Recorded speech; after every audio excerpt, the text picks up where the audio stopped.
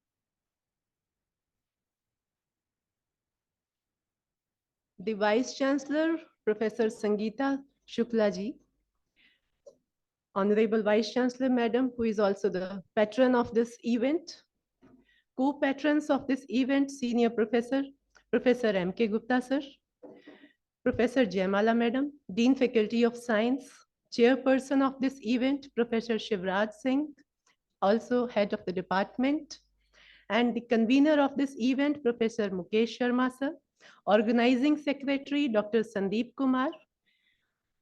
I welcome the auspicious gathering who is present here in physical manner as well as who are connected via online mode.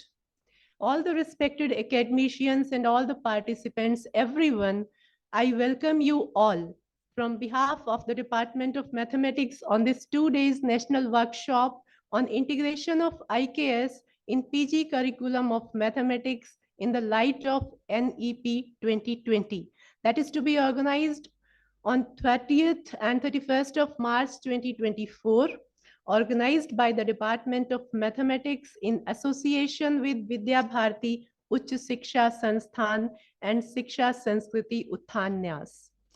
So, in the onset, it is a custom to offer flowers and to worship the goddess of knowledge, Ma Saraswati. For this, I would like to request all the dignitaries on the dais to come and for the lighting of lamp and offering flowers to Goddess Saraswati.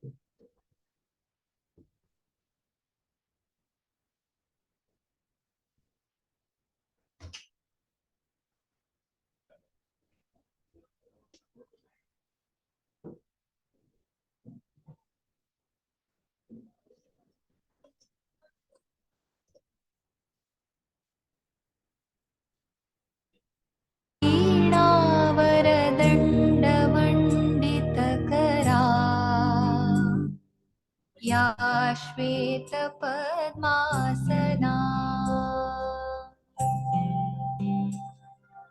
या ब्रह्माच्युतशङ्करप्रभृतिभिः देवैः सदा वन्दिता सा मां पातु सरस्वती भगवती निःशेषजाड्यापहा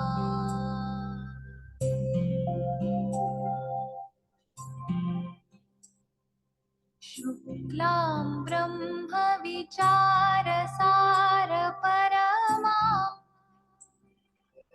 आद्यां जगद्व्यापिनीं वीणापुस्तकधारिणीम् अभयदा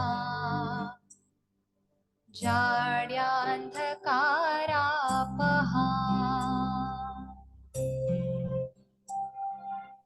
हस्ते स्फाटिकमालिकां विदधतीं पद्मासने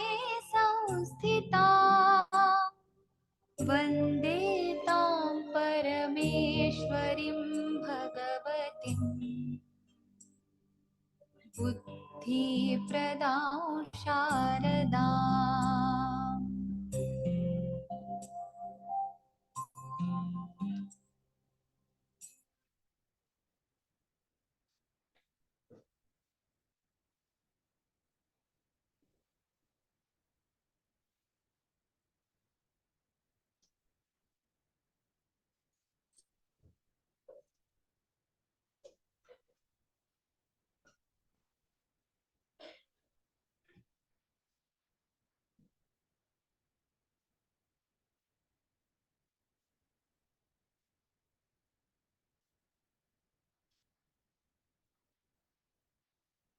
Now I would like to request our senior professor, Professor M.K. Gupta sir, to welcome the chief guest, Dr. Brijesh Kumar, by presenting a sapling.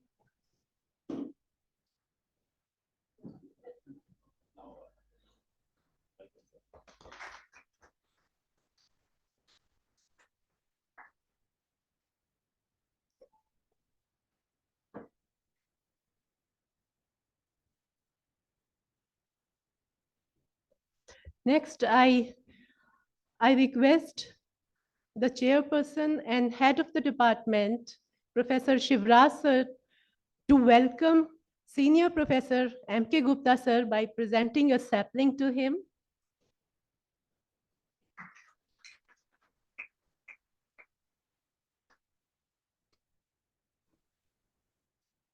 Now I will welcome the Dean Faculty of Science myself.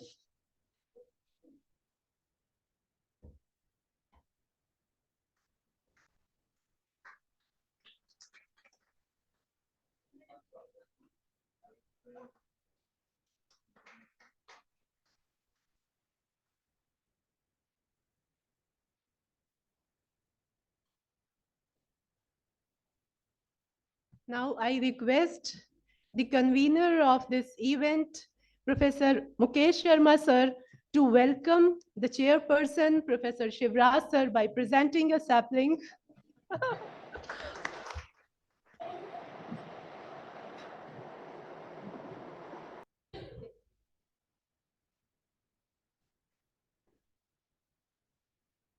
I request the organizing secretary of the event, Dr. Sandeep Kumar, to welcome the convener, Professor Mukesh Sharma sir, by presenting a sapling.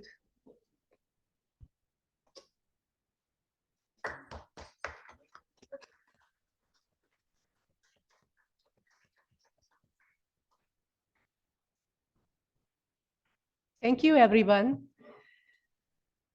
And now I would like to request the chairperson and the head of the department, Professor Shivraj sir, to give a welcome address on this event.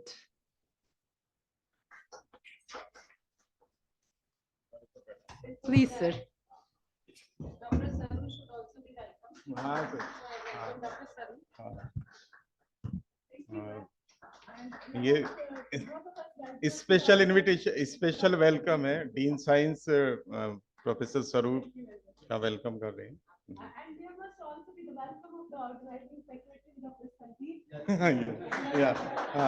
ये मैं करता हूँ, doctor स्वरूप, doctor Sandeep का स्वागत।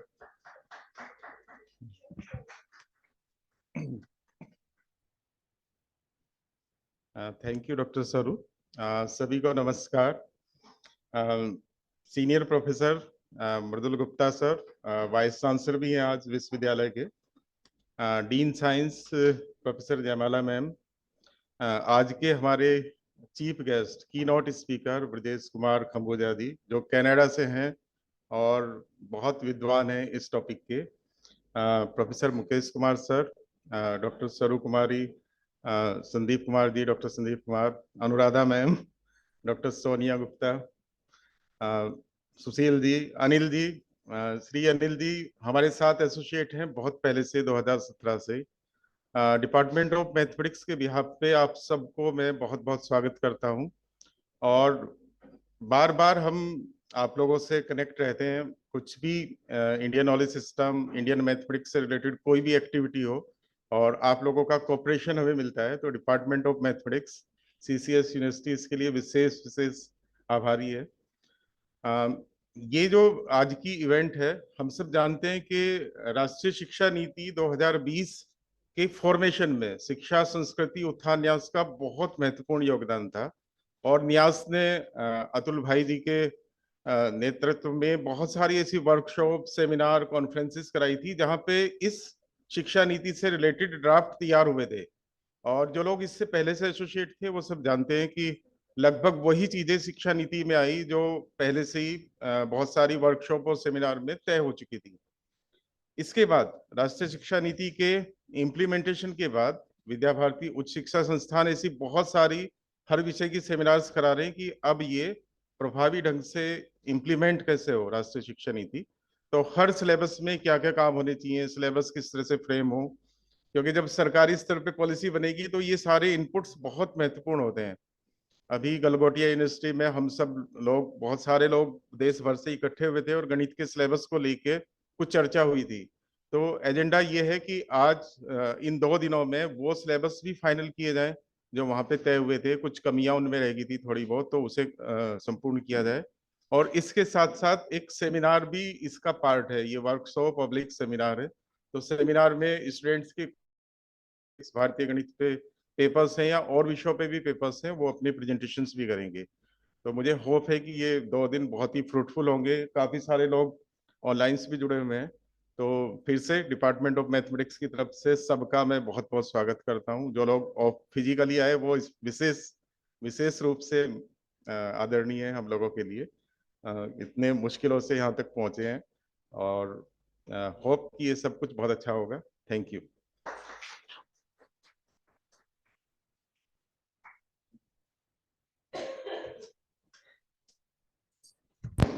Thank you very much, sir, for briefing all about this event and such a nice welcome address.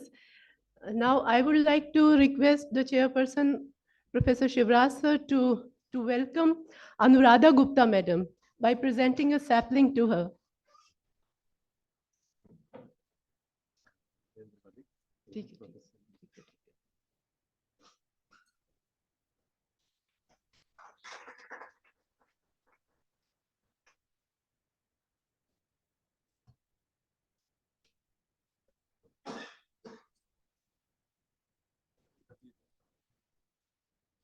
Further, I would like to request the convener of this event, Professor Mukesh Sharma sir, to welcome Dr. Anil Kumar.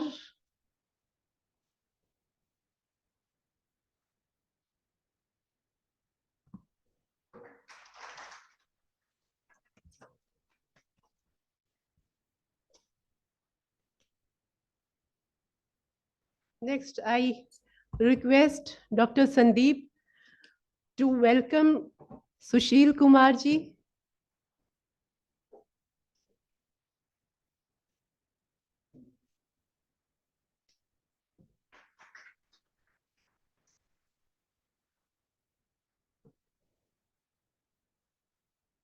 I once again request the convener of the event, Professor Mukesh Sharma sir, to welcome Professor Rajendra Malik ji.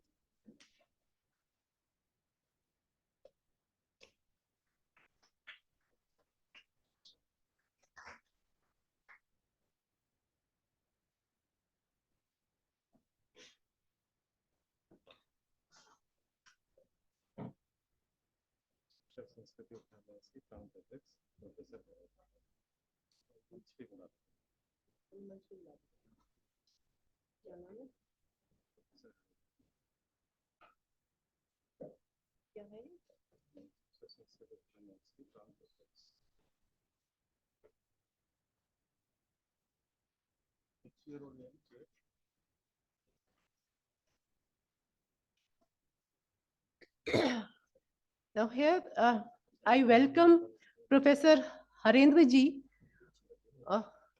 who is the regional president of Shiksha Sanskriti Uthan Nyas. I request him to take the seat on the dais.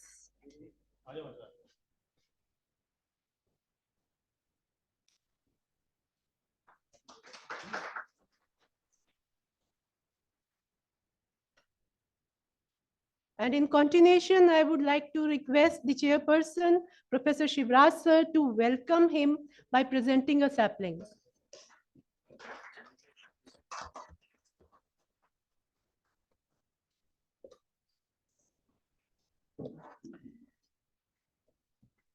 Now, very humbly, I would like to request our senior professor, Professor M.K. Gupta sir, to shower his blessings and encourage us on this occasion.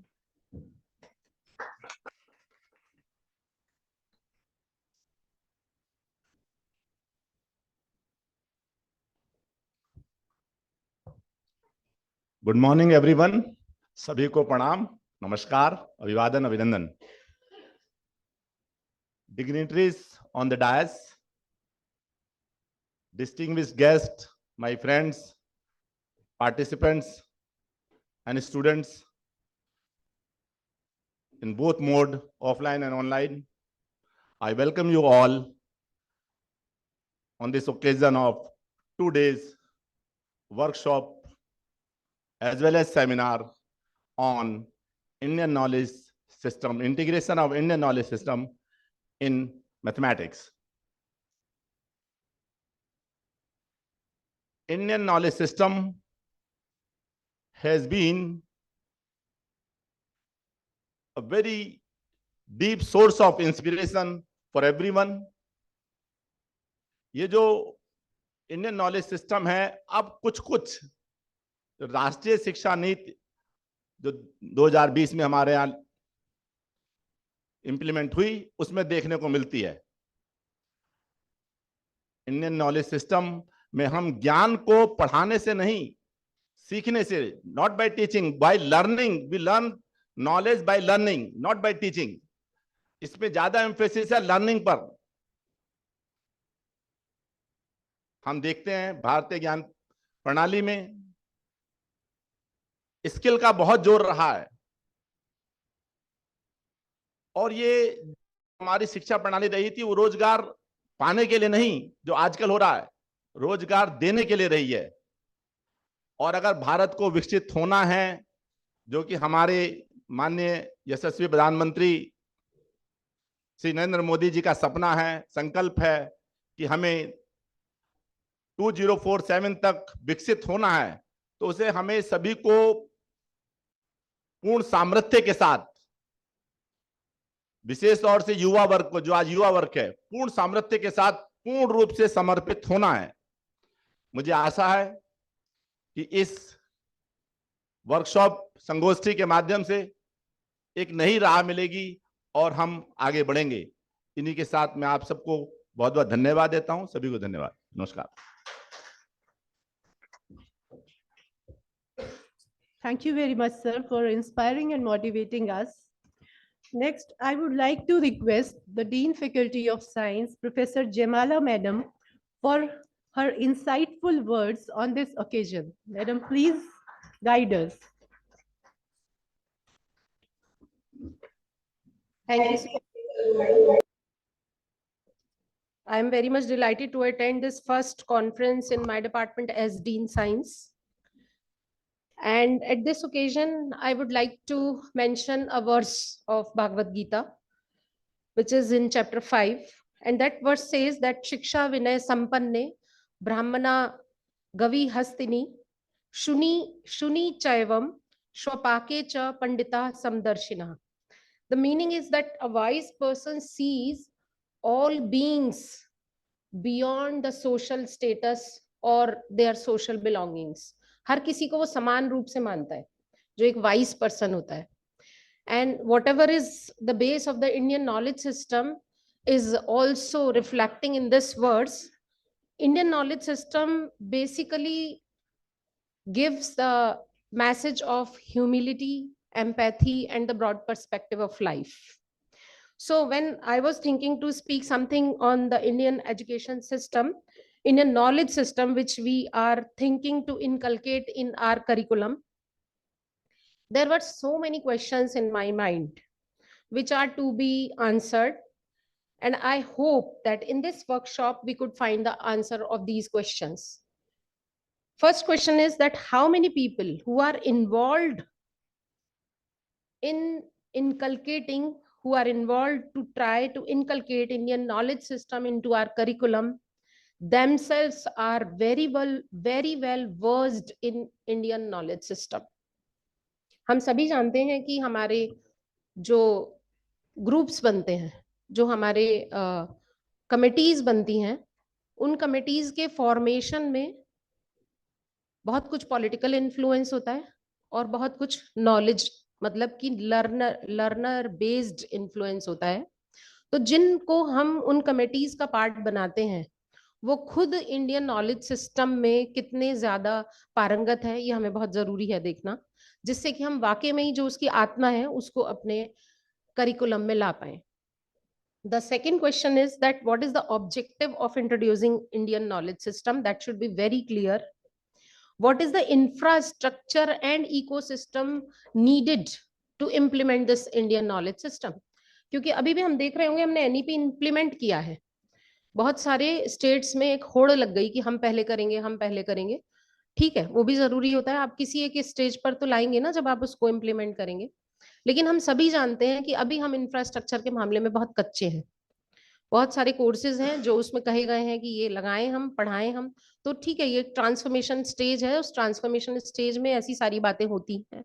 लेकिन जो यदि हम ढंग से किसी चीज को implement करना चाहते हैं तो मेरे हिसाब से हमें उसका क्या इकोसिस्टम है, क्या फिजिकल इंफ्रास्ट्रक्चर है, उस जो भी रिक्वायर्ड इंफ्रास्ट्रक्चर है वो हमें पहले से अच्छे से डेवलप करना चाहिए, जिससे कि जो हमारा मोटिव है उसको हम वाकई में इम्प्लीमेंट कर पाए. The next question is that what is the current baseline against this need and how do we bridge the gap? And next is that how the IKS will be made available in the right way. हम बना दें policies को, लेकिन हमें किस तरह से वो प्रोवाइड कराई जा रही हैं, what is the right way? How the IKS will be made relevant for today? This is very important question, because whatever Indian knowledge system, whenever it was developed, the relevance was different, the context was different. The Indian knowledge system, the corpus of Indian knowledge system is very big, and we know that a big part of it is available in the form of manuscripts or in the form of documents, but still there is a lot of corpus of knowledge of Indian knowledge system which is yet to be documented, because whatever we find in the form of manuscripts, inscriptions, or by the mouth, you can say that in our feelings or in our work culture we can find the Indian knowledge system. तो जो बच गया है उसको हम document कैसे करेंगे? Documentation Indian languages में हुआ, संस्कृत में हुआ सबसे पहले, and it was followed by many other Indian languages. तो जो नहीं हुआ है वो कैसे डॉक्यूमेंट होगा, कैसे एनोटेशन होगा उसका, क्योंकि एनोटेशन बहुत इंपॉर्टेंट है. जिस कॉन्टेक्स्ट में वो बना इंडियन नॉलेज सिस्टम, आज के कॉन्टेक्स्ट में उसका एनोटेशन बहुत इंपॉर्टेंट है. तब हमारी सोशल, इकोनॉमिक, कल्चरल नीड्स अलग थी. आज के समय में जब इंडिया में हम बहुत सारे हमारे ऑर्गेनाइजेशंस अपने पढ़ने में, जैसे सर ने कहा कि लर्निंग इज इम्पोर्टेंट, वो लर्निंग हमारी गवर्न हो रही है वेस्टर्न कल्चर से. जो वेस्ट में रिसर्चेज हुई थी उन्हीं को हमने अडॉप्ट किया हुआ है. उसके बाद इंडियन नॉलेज सिस्टम को आज के कॉन्टेक्स्ट में एक्सप्लेन करना और इम्प्लीमेंट करना बहुत ज्यादा जरूरी है. और यदि हम ऐसा कर पाते हैं तभी हम अपने ऑब्जेक्टिव को पा सकते हैं. तो जो हमारी रिक्वायरमेंट्स हैं, जो इकोसिस्टम है, जिस तरह से वो एक्सप्लेन होना चाहिए, जो इंडियन नॉलेज सिस्टम है, जिस तरह से वो इम्प्लीमेंट होना चाहिए, अगर हम वाकई में ही ऐसा कर पाते हैं तभी हम उसकी आत्मा को जीवित रख पाएंगे. वरना कागजी कार्यवाही से नहीं कुछ होने वाला. तो जो भी लोग इसमें इन्वॉल्व है उनसे मेरी तो यही रिक्वेस्ट है कि ये जो क्वेश्चंस मैंने अभी कहे, वो मुझे ये भी उम्मीद है कि ये वर्कशॉप है, क्योंकि तो we can get the answer of these questions in this workshop. और यदि हम वाकई में ही ऐसा कर पाते हैं तभी हम भारत को जो विश्व गुरु बनाने का सपना है वो पक्का पूरा करेंगे, इसमें कोई दो राय नहीं है. आप सभी को बहुत बहुत शुभकामनाएं. धन्यवाद.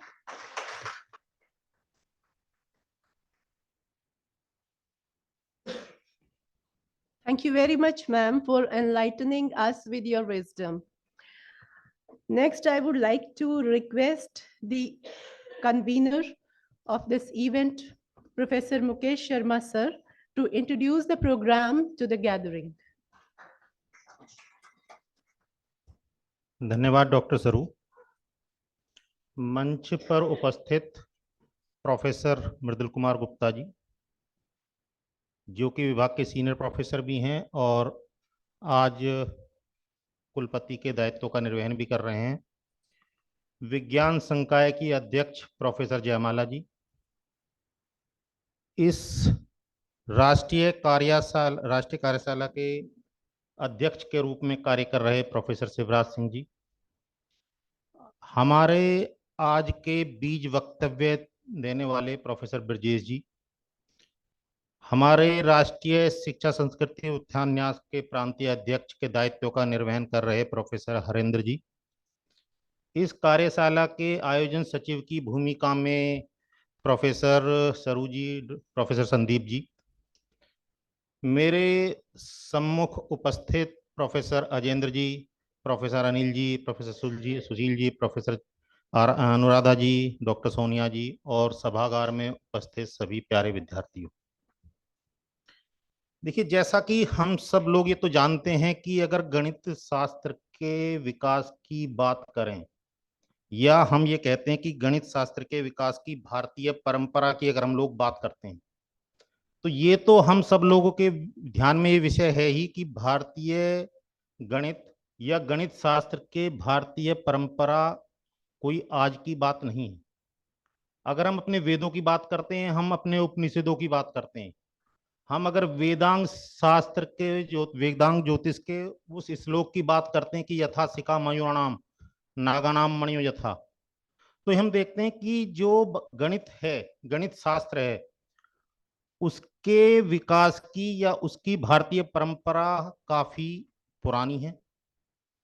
अब प्रश्न ये है कि हम आज ये बात कर रहे हैं कि इंटीग्रेशन ऑफ IKS, तो क्या जो हम अब तक विषय हम लोगों ने पढ़े हैं, क्या उनमें भारतीयता की कोई बात नहीं थी, या उन तथ्यों को छुपाया गया था, या उन तथ्यों को हम किस तरीके से संकलित कर दोबारा से सभी के सम्मुख प्रस्तुत करें? प्रश्न ये है। तो जो हमारा इस कार्यशाला का उद्देश्य यही है कि जो हम गणित के करिकुलम की बात कर रहे हैं, हम फिबोनी की सीरीज जानते हैं। फिबोनी की सीरीज के माध्यम से अगर हम थोड़ा पीछे जाना शुरू करेंगे तो हम आचार्य पाणिनि को भी जानते हैं, व्याकरण के बड़े ज्ञाता थे संस्कृत के। हम उनके भाई को भी जानते हैं कि आचार्य पिंगल। क्या हम ये नहीं जानते कि आचार्य पिंगल ने ही फिबोनी की सीरीज दी? क्या हमें ये नहीं पता कि फिबोनी की सीरीज के अगर मैं एप्लीकेशन अनुप्रयोग की बात करूं तो क्रिप्टो सिस्टम की जो बात कर रहे हैं हम, जो मेडिकल इमेज प्रोसेसिंग की हम बात कर रहे हैं आज की तारीख में, क्या उस टाइम पे नहीं थी? क्या RNA DNA की जो हम लोग बात करते हैं, जेनेटिक एल्गोरिथम की हम बात करते हैं, हम जीन्स की बात कर रहे हैं, क्या बायोलॉजिकल साइंसेज में तब फिबोनी की सीरीज जो कि आचार्य पिंगल ने दी थी, क्या उसका वहां अनुप्रयोग नहीं होते थे क्या? तो ये सब चीजें जो लिटरेचर हमारी भारतीय परंपराओं में है, क्या हमने उन सब चीजों को अब तक एक्सप्लोर नहीं हम कर पाए? कुछ कारण रहे, उन कारणों के तो हम विषय में नहीं जाना चाहेंगे। तो जो हमारा ये 2 दिवसीय कार्यशाला है, जिसका की जो विषय है कि integration of IKS in PG curriculum of mathematics in the light of NEP 2020, जो राष्ट्रीय शिक्षा नीति 2020 की है जो हम बात कर रहे हैं, अगर हम उसकी बात करते हैं तो उसमें हमारा जो मैथमेटिक्स ज्योमेट्री की हम बात करते हैं, गोल्डन रेक्टेंगल की हम बात करते हैं, या आइसोलिसिस ट्रायंगल की हम बात कर रहे हैं, स्टैटिस्टिक्स की हम बात करते हैं, हम रैंडम प्रोसेस की बात करते हैं। अगर आप रैंडम प्रोसेस को देखें तो क्या फिबोनी की सीक्वेंस उसके बैकग्राउंड में नहीं है क्या? अगर मैं बात करता हूं मार्कोव चेन की, मैं बात करता हूं सेट पार्टीशन की, मैं बात करता हूं कोरिलेशन एनालिसिस की, क्या वो वहां फिबोनी की सीक्वेंस यूज नहीं हो रही है क्या? तो फिबोनी की सीक्वेंस जो कि आचार्य पिंगल का दिया हुआ एक ऐसा सूत्र हमें था, एक ऐसा तथ्य था कि जिस तथ्य को हम लोगों ने एक्सप्लोर हम कुछ कारणवश नहीं कर पाए। तो ये सारी चीजें हैं। तो जो इस कार्यशाला का उद्देश्य यही है कि जो भी हम गणित के विषय हैं, हम बात कर रहे हैं कैलकुलस की, हम बात करते हैं एनालिसिस की, अलजेब्रा की, मैकेनिक्स की हम लोग बात कर रहे हैं, कंप्यूटेशनल मैथमेटिक्स की बात कर रहे हैं। अब अगर हम मैकेनिक्स की बात करते हैं, क्या एस्ट्रोफिजिक्स, क्या चंद्र ग्रहण सूर्य ग्रहण जो पढ़ते थे उनकी कैलकुलेशन कैसे होती है? वो जो सारे भारतीय जो भी हमें दिए गई हैं पद्धतियां, हम कैसे पंचांग बना लेते हैं, हम कैसे कैलेंडर बना रहे हैं, क्या वो भारतीय गणित के बिना संभव है?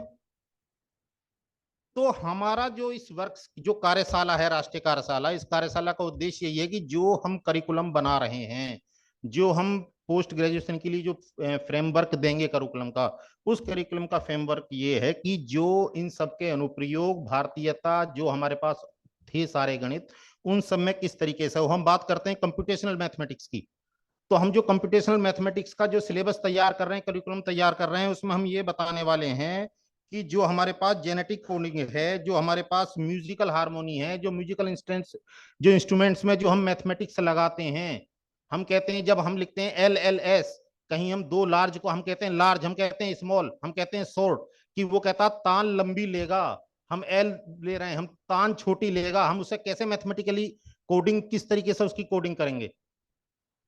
आप ये देखिए कि जो हम क्रिप्टो सिस्टम की जो बात करते हैं, क्या क्रिप्टो सिस्टम भारतीय गणित में तब नहीं था?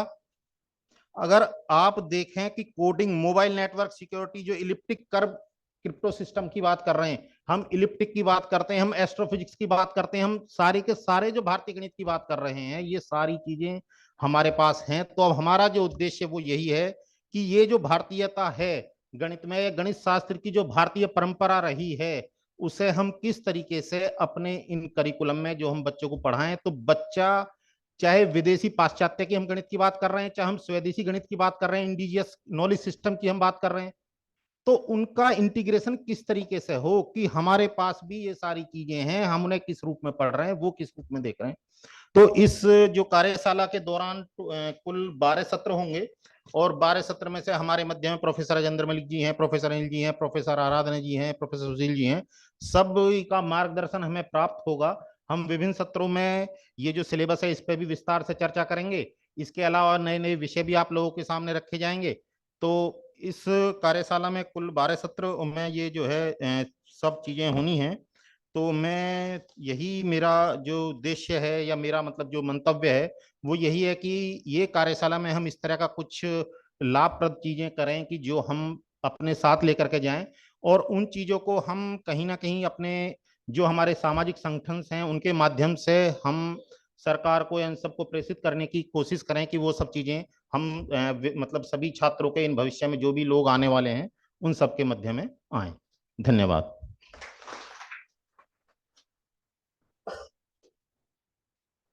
Thank you very much, sir, for throwing such a detailed light on the entire curriculum and program and all the intricacies of this event. Next, I would like to request the guest of honor, Professor Harendra ji, to come here on the dais and say a few words on this event. Please, sir. बहुत बहुत धन्यवाद।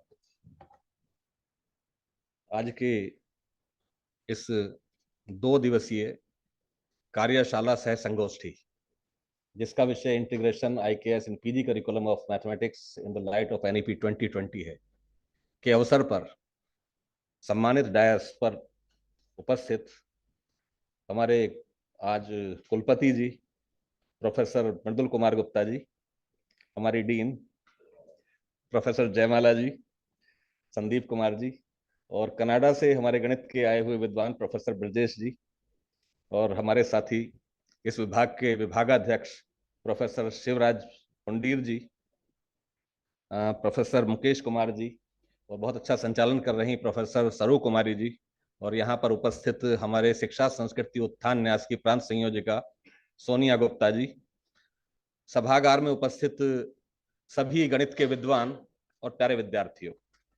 मैं कोई गणित का विद्यार्थी नहीं, लेकिन जितना हमने गणित सीखा, हम जब अपनी पढ़ाई शुरू करते हैं तो बिना गणित के हमारी पढ़ाई शुरू नहीं होती। गणित हमारे जीवन का एक बहुत बड़ा अंग है। जब तक हम गणित नहीं सीखेंगे तब तक हम अपने जीवन यापन को भी ठीक से नहीं कर पाते। लेकिन आज विषय जो हमारा है वो ये है कि राष्ट्रीय शिक्षा नीति 2020 जो आई है, उसके आलोक में गणित का जो स्नातकोत्तर पाठ्यक्रम आपका है, उसमें भारतीय ज्ञान परंपरा या भारतीय ज्ञान का जो सिस्टम है, जो उसकी प्रणाली है, उसका एकीकरण किस प्रकार किया जाए। देखिए, आप सब लोग जानते हैं भारतीय शिक्षा, राष्ट्रीय शिक्षा नीति एक बहुत लंबे अंतराल के बाद आई है। अब से पहले जो हुआ, शिक्षा पर जो अधिकार होता है वो सरकारों का होता है। जो भी सरकार आती है वो अपने अनुसार शिक्षा नीति को अपने अधीन नियंत्रण रखकर पाठ्यक्रम तैयार करती है। लेकिन अब जो ये इतनी शिक्षा नीति आई है, नई शिक्षा नीति हमारी, नई तो इसको हम लोग कह देते हैं, लेकिन हमारी राष्ट्रीय शिक्षा नीति है, इसमें इस बात का ध्यान किया गया कि हम रहते कहाँ पर हैं। हम एक ऐसे देश में रहते हैं जो वसुधैव कुटुंबकम की बात करता है, जो जिसका अपना कुछ नहीं, जो दूसरों के लिए कार्य करता है। तो हम सब लोग जो भी कार्य करते हैं केवल अपने लिए नहीं करते, सबके लिए करते हैं, पूरे विश्व के लिए करते हैं, पूरे समाज के लिए करते हैं। तो राष्ट्रीय शिक्षा नीति 2020 में समग्र विकास, शिक्षा के समग्र विकास को कहकर उसका पाठ्यचर्या और पाठ्यक्रम की दृष्टि से उस पर विचार किया गया।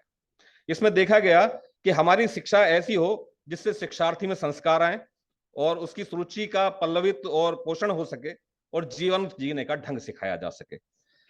जो शिक्षा है वो विनयदात्री है। आप सुनते भी होंगे, विद्या ददाति विनयम विनयाद याति पात्रताम पात्रता धर्मा प्रवृत्ति धनात् धर्म ततः सुखम। इसका मतलब है कि विद्या हमें विनय देती है, विनय से पात्रता आती है, पात्रता से धन, धन से धर्म और धर्म से सुख प्राप्त होता है। अल्टीमेटली जो हमारा गोल है शिक्षा के द्वारा वो सुख प्राप्त करना है। सुख भौतिक नहीं, सुख हर तरह का सुख हमें प्राप्त करना है। हमें आत्मिक सुख भी चाहिए, केवल भौतिक सुख की हम बात नहीं करते। जबकि पाश्चात्य संस्कृति, पाश्चात्य सभ्यताओं ने अब तक जो बात की वो भौतिक सुख की तरफ चले और हम सब भी उसी के अंधाकरण में लगे रहे। विद्या वही है जो मनुष्य को पूर्ण मनुष्य बनाती है, पूर्ण मनुष्यत्व की ओर ले जाती है। समग्र शिक्षा के विकास का जो अर्थ है वो यही है कि विद्यार्थी की जो अवधारणात्मक समझ है हम उस पर जोर दें। अब तक हम लोग देखते हैं रटंत विद्या पर बहुत जोर दिया गया। हमें रटना नहीं, हमें समझना है। हम किसी चीज को जब रटते हैं तो हमारे विचार पल्लवित नहीं होते, प्रपुष्पित नहीं होते, लेकिन जब हम अपनी समझ में उसको लेके आते हैं तो हमारे नए नए आइडियाज आते हैं। उन नए आइडियाज के साथ हम आगे चलते हैं। रचनात्मकता और तार्किक सोच की क्षमता हम अपने विद्यार्थियों में पैदा कर सकें, ऐसा हमारी राष्ट्रीय शिक्षा नीति का उद्देश्य है।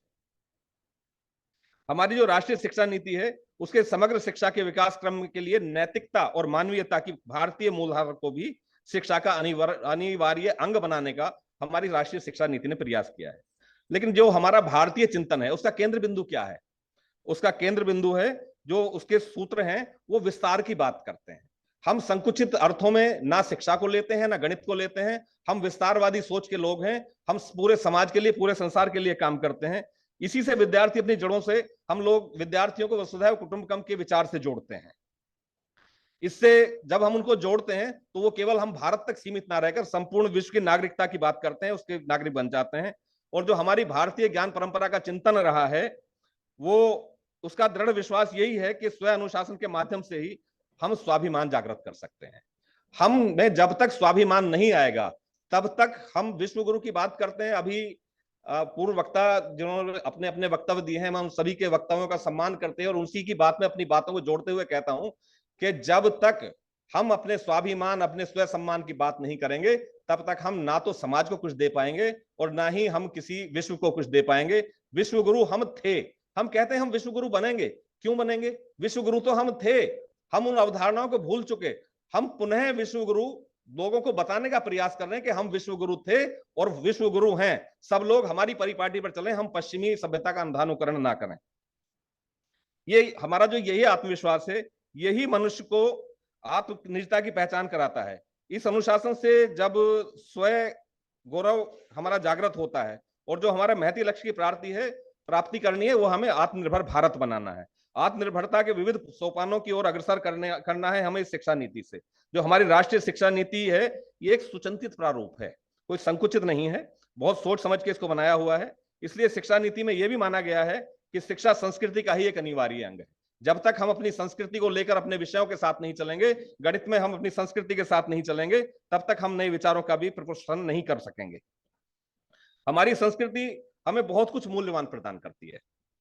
शिक्षा नीति का बल इसलिए अनौपचारिक शिक्षा पर भी है और वाचिक परंपरा पर भी है। हम दोनों तरह की बात करते हैं, हम वाचिक की बात भी करते हैं और अनौपचारिक शिक्षा की बात भी करते हैं। ये हमारी जो शिक्षा है ये दो ध्रुवों को साधने वाली नीति है और जो दोनों को साथ लेकर चलती है, वही शिक्षा की परंपराओं के और परंपरा की शिक्षा के नाम से हम लोग इसे जानते हैं। जो हमारी प्राचीन शिक्षा प्रणाली थी, उसने व्यक्ति के सर्वांगीण विकास का ध्यान केंद्रित किया और विनम्रता, सच्चाई, अनुशासन, आत्मनिर्भरता और सम्मान जैसे मूल्यों पर हम लोगों ने बल दिया है। भारत में शिक्षा का स्वरूप व्यावहारिकता को प्राप्त करने योग्य है और जीवन में सहायक भी रहा है। इस प्रकार हम कह सकते हैं कि हमारी राष्ट्रीय शिक्षा नीति 2020 ने न केवल प्राचीन भारत के गौरवशाली अतीत को मान्यता प्रदान की है, बल्कि प्राचीन भारत के विद्वानों, जैसे आप सब लोग पढ़ते हैं, आर्यभट्ट, आचार्य पिंगल, सुश्रुत, चरक, आर्यभट्ट, वराहमिहिर, मैत्रेयी, गार्गी, इन सब के विचारों और कार्यों को वर्तमान पाठ्यक्रम में प्री स्कूल से लेकर विश्वविद्यालय के पाठ्यक्रम तक शामिल करने की ओर हमारा ध्यान आकृष्ट हमारी राष्ट्रीय शिक्षा नीति ने किया है। आज के बदलते परिवेश में भारतीय मूल्यों के बीच हमारी जो शिक्षा व्यवस्था है, उसको समावेशी बनाना बहुत आवश्यक हो गया है और यही समावेशी व्यवस्था प्राचीन भारतीय ज्ञान परंपरा के लिए बिना हम नहीं चला सकते। इसलिए हमारी जो प्राचीन शिक्षा पद्धति है, जो प्राचीन हमारी अवधारणाएं हैं, उन्हें हमको साथ लेकर चलना पड़ेगा। हम आधुनिकता के दौर में जिए तो जा रहे हैं, लेकिन जो हमारी संस्कृति है, हम उसकी जड़ों को भूल रहे हैं। हमें उन जड़ों को पुनः याद करते हुए अपने पाठ्यक्रम में शामिल करना है। उपनिषदों में भी कहा गया है कि यदि दृष्टिहीन को रास्ता दिखाने वाला भी दृष्टिहीन हो तो लक्ष्य कैसे प्राप्त किया जा सकता है। अभी तक मैं सबके लिए नहीं कहता, लेकिन बहुत सारी व्यवस्थाएं ऐसी रही कि हमारी सोच संकुचित हो गई, हम दृष्टिहीन हो रहे थे। अब हमारी दृष्टि हमारी प्राचीन भारतीय ज्ञान परंपरा पर पड़ी है, तो अब हम उसको गणित के साथ लेकर और अन्य विषयों के साथ लेकर चलेंगे, तभी हम अपने भारत को आगे बढ़ा सकेंगे। हमारे व्यक्तित्व में अखंडता और पूर्णता तभी आ सकती है जब हम भारत को जानें, समझें और उसे अपनी आत्मा का अभिन्न अंग बना लें। जो हमारी राष्ट्रीय शिक्षा नीति है, वो उस भारतीय होने का हमारा जो भाव है उसको व्यक्त करती है। उसकी हमारी जो राष्ट्रीय शिक्षा नीति है, उसकी उद्घोषणा है और विचारणी है कि समग्र और शिक्षार्थी केंद्रित शिक्षा की जड़ें भारतीय संस्कृति में रोपी गई हों। वह विश्व के समक्ष भारतीय मेधा को अपनी प्रतिष्ठा और अस्मिता के साथ प्रस्तुत कर पाने का एकमात्र मार्ग है। तो हम अपनी अस्मिता के लिए काम कर रहे हैं, हम शिक्षा के क्षेत्र में काम कर रहे हैं। गणित की बात करें तो हालांकि मैं गणित का विद्यार्थी नहीं रहा, लेकिन जैसा मैंने सुना, समझा या जितना अल्प मुझे ज्ञान है, उसके अनुसार 300 BC से गणित की शुरुआत मानी जाती है। जब हम 300 BC की बात करते हैं तो हम ये भी बात करते हैं गणित का पिता कौन है। तो मैंने सुना है कि गणित के पिता आर्किमिडीज को कहा जाता है। आर्किमिडीज वही हैं जिन्होंने पाई का मान दिया। उन्होंने क्या पाई का मान कोई स्पष्ट रूप से दिया हमको? एक अनुमानित मान उन्होंने दिया कि इससे इतने से इतने के बीच में पाई का मान हो सकता है। लेकिन जो हमारे भारतीय गणितज्ञ थे, उन्होंने, आर्यभट्ट ने उसका मान क्या दिया? 3.1416। लेकिन हम उनकी बात बहुत कम करते हैं, आर्किमिडीज की बहुत ज्यादा करते हैं। आर्किमिडीज को गणित का जनक मानते हैं। जब हम दुनिया के सबसे पहले गणितज्ञ की बात करते हैं तो तुर्की के मिलेट्स की बात करते हैं। जब गणित के राजा की बात करते हैं तो हम बताते हैं कि भाई 1707 में जन्मे थे स्विट्जरलैंड में लियोनार्ड यूजर, वो गणित के राजा हैं। जब हम गणित के राजकुमार की बात करते हैं तो कहते हैं कि कार्ल फ्रेडरिक ग्रास थे, जो 1777 में जर्मनी में पैदा हुए थे। जबकि हमारा ज्ञान, हमारा गणित कब से शुरू हुआ है? जब से सृष्टि की संरचना शुरू हुई। कहते हैं भारत की खोज हुई, किसने की? वास्को डी गामा ने की। भाई अगर भारत नहीं था तो खोज कहां से कर ली उसने? हम तो पहले से थे। वास्को डी गामा तो एक गुजरात के व्यापारी थे, चंदन, वो गए हुए थे, उनके पीछे पीछे अपनी नाव को लेकर आ गया। उसकी नाव 1 मंजिला थी, हमारे व्यापारी का जो जहाज था वो 3 मंजिला था। वो आश्चर्यचकित था, कैसे स्थान पर, मुझे भी जाके देखना है। तो ये कहना गलत है कि किसी ने भारत की खोज की। भारत हमारा बहुत पहले से था। जब से सृष्टि बनी है तब से हम अपने उस भारत में रह रहे हैं। हमारे जो आचार्य हुए हैं, आर्यभट्ट हुए हैं, ब्रह्मगुप्त हुए हैं जिन्होंने शून्य का आविष्कार किया, ब्रह्मपुष्ट सिद्धांत उन्होंने दिया, भास्कराचार्य हुए, महावीर हुए, आचार्य पिंगल हुए, कात्यायन हुए, वराहमिहिर हुए, श्रीधराचार्य हुए। लेकिन क्या हम लोग अपने पाठ्यक्रम में इनको पढ़ते हैं? अभी तक हमें पाश्चात्य विद्वानों के बारे में पढ़ाया जाता है। जरूरत इस बात की है कि हम अपने भारतीय विद्वानों को पढ़ें और उनके दिए गए जो सूत्र हैं उन पर अपनी शिक्षा को आगे बढ़ाएं। हमारी भारतीय राष्ट्रीय शिक्षा नीति यही कहती है कि हम भारतीय ज्ञान परंपरा को उसमें आगे लेके आएं और आगे काम करें। हमारे यहाँ जो विद्या भारती उच्च शिक्षा संस्थान है वो इस क्षेत्र में बहुत काम कर रहा है। जो हमारा शिक्षा संस्कृति उत्थान न्यास है वो बहुत काम कर रहा है। हमारे प्रोफेसर शिवराज पुंडीर जी यहाँ बैठे हुए हैं। जितना वैदिक गणित के लिए इन्होंने काम किया है, मैं समझता हूँ बहुत कम लोगों ने इतना किया होगा। सोनिया जी बहुत काम करती हैं वैदिक गणित में। हमारे शिक्षा संस्कृति उत्थान न्यास ने 2007 में जब हमने शुरुआत की थी अपने शिक्षा संस्कृति उत्थान न्यास की, तो तब हमने वैदिक गणित को इसमें विषय लिया था।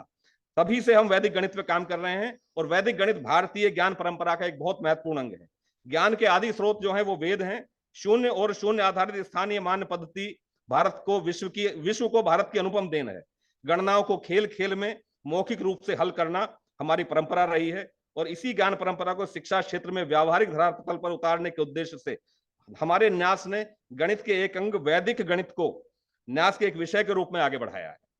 वैदिक गणित पर कक्षा 1 से कक्षा 12 का पाठ्यक्रम और प्रमाण पत्र और डिप्लोमा पाठ्यक्रम तैयार करके देश के दर्जनों विश्वविद्यालयों और संस्थानों में हमने अनुबंध किए हैं और इस विषय पर अब सैकड़ों की संख्या में राष्ट्रीय और अंतर्राष्ट्रीय संगोष्ठियां हो रही हैं, कार्यशालाएं हो रही हैं, पाठ्यक्रम बन रहे हैं और उसी को आगे बढ़ाने के लिए आज आपकी ये 2 दिवसीय कार्यशाला सह संगोष्ठी आयोजित की जा रही है। भारतीय शिक्षा को नया विकल्प देने के लिए ही 2007 में हम लोगों ने शिक्षा संस्कृति उत्थान न्यास का गठन किया था। भारत की शिक्षा देश की संस्कृति, प्रकृति और प्रगति के अनुरूप हो, इस उद्देश्य के साथ हमारा कार्य विस्तार क्रमिक रूप से होता गया है। सबसे पहले हमने चरित्र निर्माण और समग्र विकास के लिए अपने न्यास में कार्य करना शुरू किया था और इसी के साथ साथ मूल्य आधारित शिक्षा और गणित पर हम लोगों ने काम किया। वैदिक गणित पर्यावरण शिक्षा पे काम करते हुए अब हमारे 10 विषय, 3 विभाग, 3 आयाम और 2 अभियानों के साथ हम कार्य कर रहे हैं। तो न्यास गणित के विषय में काम कर रहा है और हमारे जो क्षेत्र के संयोजक हैं प्रोफेसर शिवराज पुंडीर जी, वो इस पर बहुत काम कर रहे हैं। विद्या भारती में भी वो जुड़े हुए हैं, बहुत काम कर रहे हैं। ये वर्णन मैंने आपको इसलिए किया क्योंकि हम लोग भी आप लोगों के साथ मिलकर काम कर रहे हैं और जब तक हम लोग अपने न्यास के बारे में, अपने संगठन के बारे में भी नहीं बताएंगे, तब तक आपको भी जानकारी नहीं होगी कौन व्यक्ति क्या कार्य कर रहा है। आप सब लोग बहुत अच्छे से कार्य कर रहे हैं। मैं आप सबको साधुवाद देता हूं, इस विभाग को साधुवाद देता हूं, आप सबका धन्यवाद करता हूं और मैं बहुत बहुत आभार व्यक्त करता हूं कि आपने इस 2 दिवसीय संगोष्ठी सह कार्यशाला का आयोजन किया है। मैं समझता हूं इन 2 दिनों में स्नातकोत्तर पाठ्यक्रम में गणित को भारतीय परंपरा के अनुरूप कैसे विकसित किया जाए उस पर चर्चा होगी और बहुत ही फलदायी पाठ्यक्रम तैयार होगा। बहुत बहुत धन्यवाद। आपने मुझे बुलाया, सुना और धैर्यपूर्वक सुना, उसके लिए आपका बहुत बहुत आभार।